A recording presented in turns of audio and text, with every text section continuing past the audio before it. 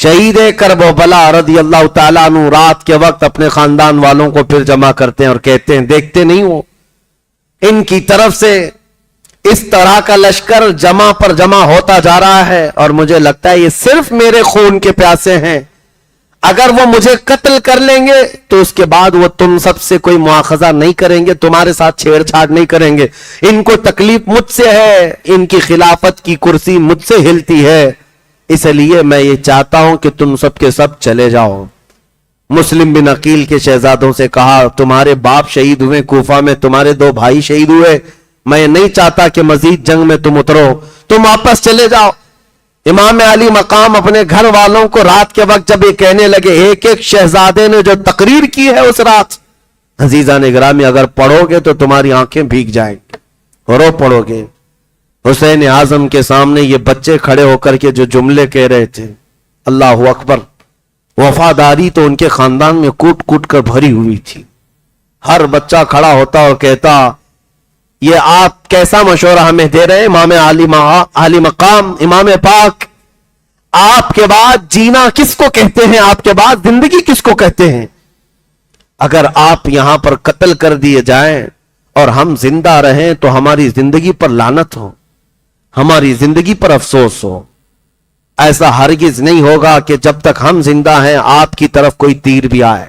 इमाम अली मकाम के ये जानिसारों की जो जमात थी, कमाल के लोग थे, कभी इनको तादाद पर और कभी उनकी ताकत पर गम नहीं हुआ और खौफ नहीं आया। 82 लोग थे और जानिसारा ने अहले बैत में अब जो शुमार होता है सुनिए।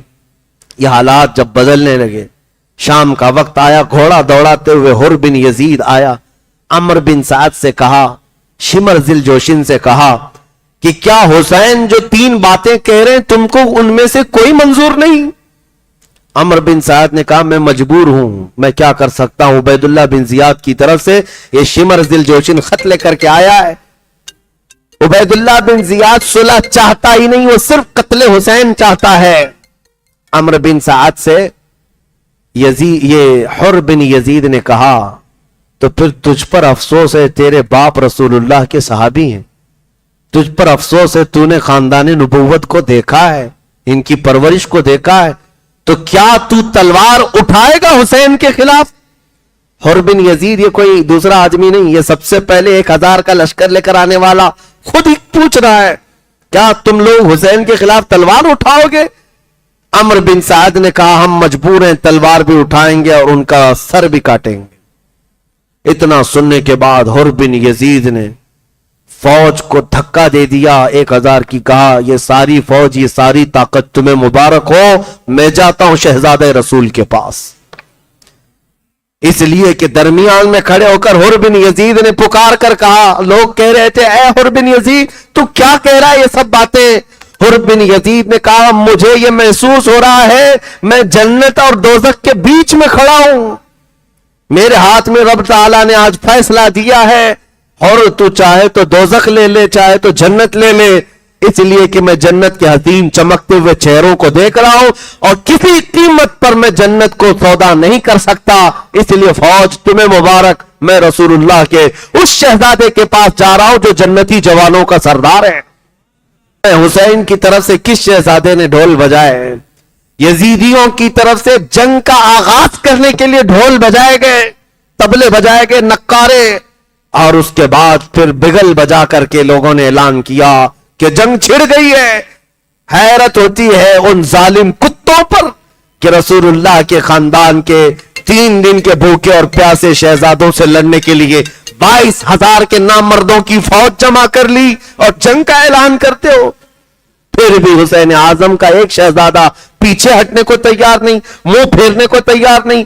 जंग का बिगल बज गया तो घर के अंदर से खीमे से औरतें सहम गईं कि क्या हकीकत में ये पूरी फौज हम पर टूट पड़ने वाली है, ये रसूलुल्लाह की उम्मत है।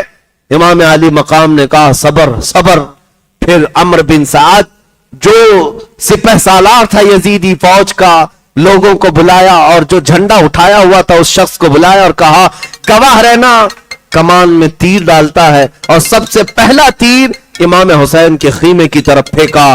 कहा, तुम लोग गवाह रहना, जंग की इब्तिदा करने वाला मैं हूं, सबसे पहला तीर चलाने वाला मैं हूं, ताकि अमीरुल मोमिनीन यजीद के पास से मुझे इनाम और इकराम मिले और मेरे लिए जो परवाना रे की हुकूमत का दिया गया था उसका मैं हकदार हो जाऊं। ये कैसी लालच थी, ये कैसा हिर्स था, कैसा तमा है।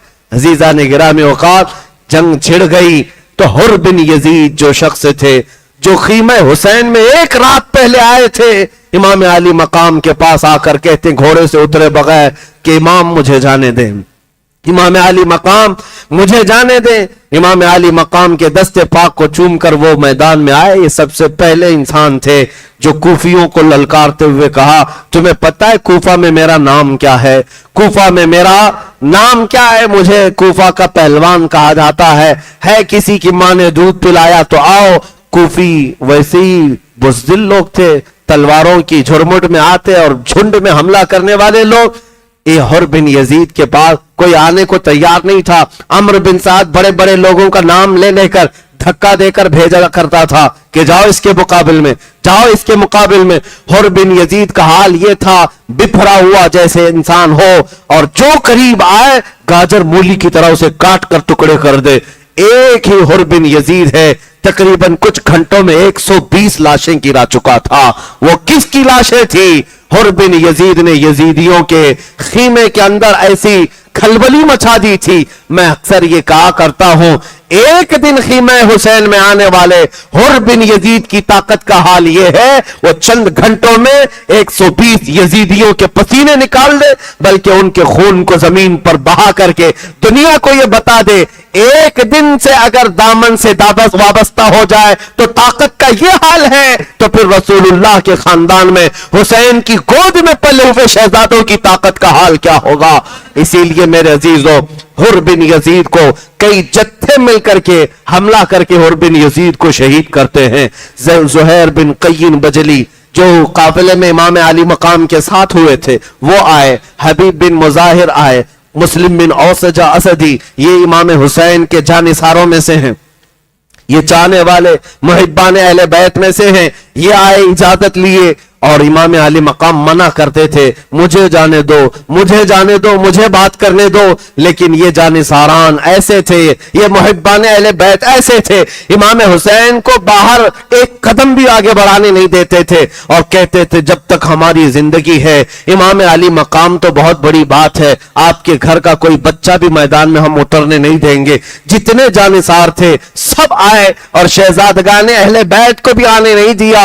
हबीब बिन मुजाहिर आए, मुस्लिम बिन औसजा आए और ज़ुहैर बिन क़य्यिन आए। ये भी दोपहर के करीब करीब लड़ते रहे, ज़वाल तक लड़ते रहे।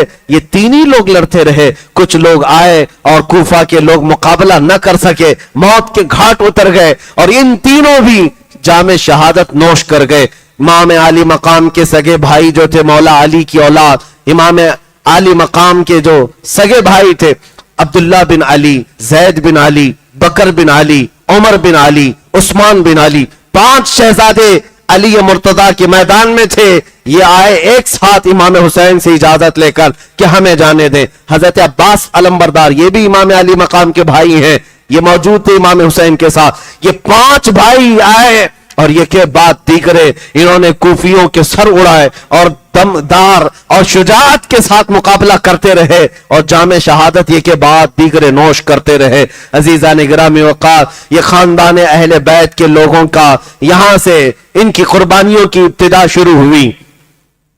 हजरत अली करमल्लाहु वजहुल करीम के 5 शहजादे मैदाने करबला में खाको खून से वहां पर उनकी लाशें बिखर गईं। तो अब सैयदना अब्बास अलमबरदार, ये इमाम हुसैन के बड़े भाई, ये छोटे भाई जो हजरत अली की दूसरी बीवी से हैं, ये आए, खीमे में थे, बीवियों की बच्चियों की हिफाजत कर रहे थे।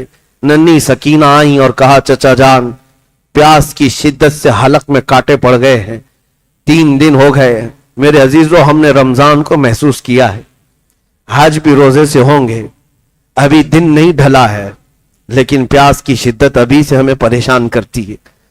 कभी महसूस करो डूब करके खानदान रसूल के वो शहजादे कैसे 2 दिन के बाद तीसरे दिन की प्यास बर्दाश्त कर रहे होंगे, जबकि सूरज अपनी तमाजत बिखेर रहा है, चिलचिलाती हुई धूप में वो सब्र का पैकर, वो सब्र का दामन कैसे थामे हुए लोग थे। कमाल के लोग हैं, कमाल के।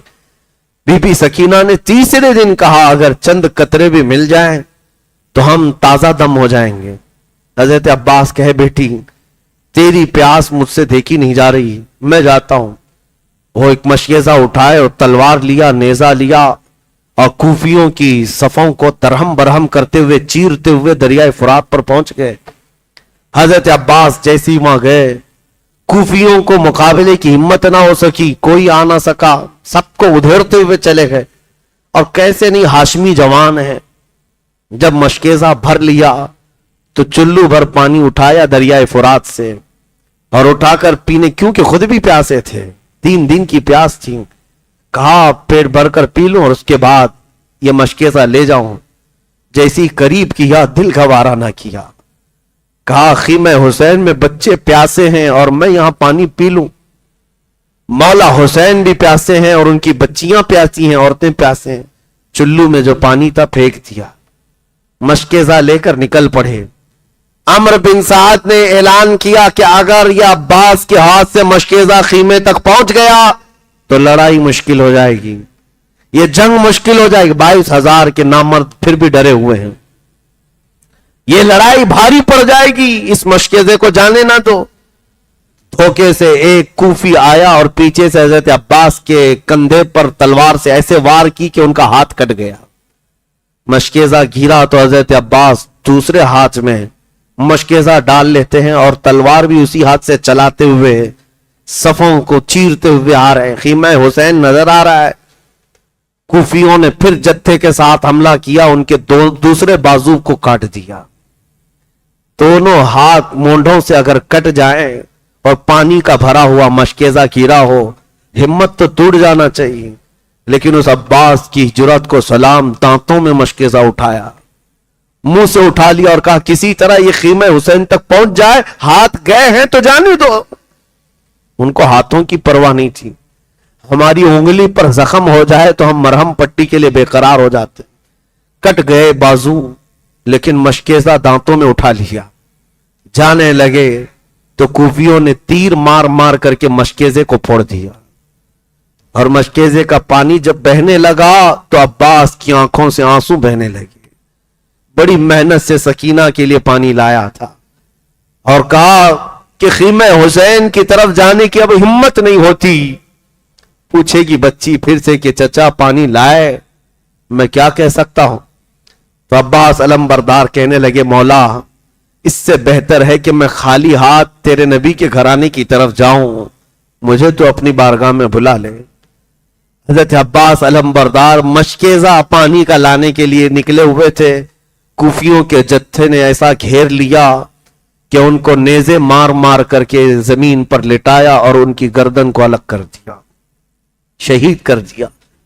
हजरत अब्बास जैसे ही शहीद हुए, दूर से इमाम आली मकाम देख रहे थे, दौड़ते हुए चले आए। कूफी हट गए थे, शहीद करते और हट जाते, अपने खीमे में चले जाते या अपनी फौज में जाकर मिल जाते।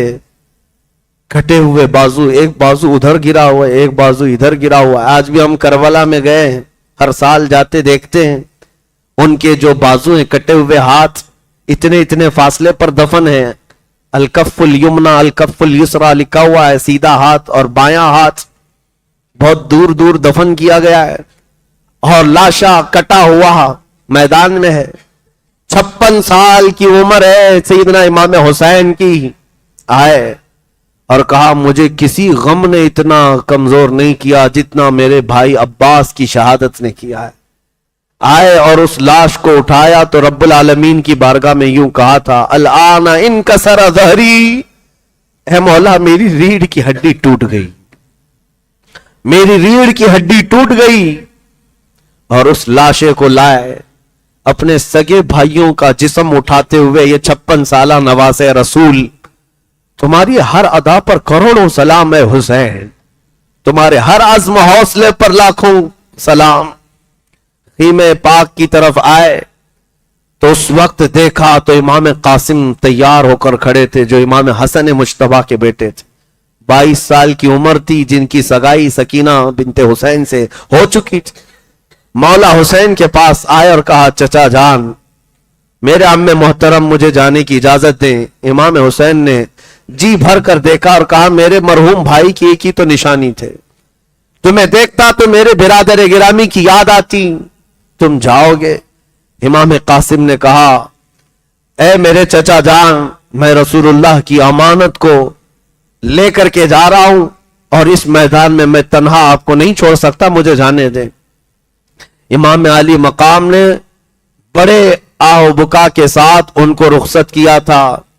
ये इमाम कासिम की एंट्री जो करबला में है वो लिखी हुई है तारीख तबरी में। कहा है जैसे इमाम कासिम पहली मर्तबा घोड़ा उछालते हुए करबला के मैदान में आए थे, उस वक्त कूफियों में हलचल ऐसी मची थी। एक कूफी शख्स है, वो कहता है हमें दिन के वक्त सूरज की तमाजत के बावजूद कासिम को देखकर ऐसा महसूस हुआ था कि करबला के मैदान में 14वीं का चांद तुलू हुआ है। चेहरे पर वो चमक थी, रसूलुल्लाह की शबाहत थी। मेरे आका का, खानदान अहले बैत का ये जवान हाशमी शेर जैसी आया, पुकारा, हल में मुबारिजिन, कोई है मुकाबिल वाला? तो कोई आने को तैयार नहीं था।